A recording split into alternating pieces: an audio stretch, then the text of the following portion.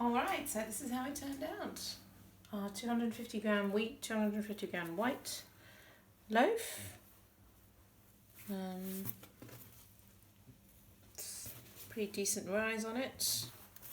Looking at the bottom, maybe it could have gone a bit bigger. It's hard to tell. Let's cut into it and see.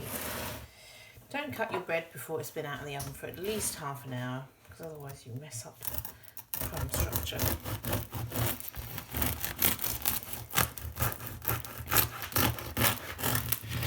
Got a nice crust on it.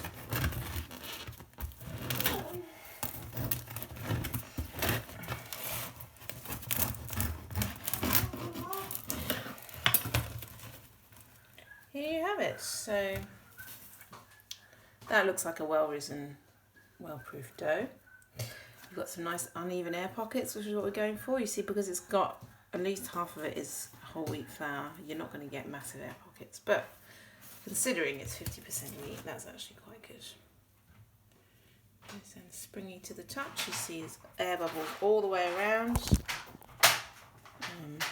The fact that there's nice big air pockets right at the bottom of the bread tells you that it's fully proofed, because otherwise this would be quite dense when it's underproofed. I'll give you an idea. But yeah, pretty happy with that.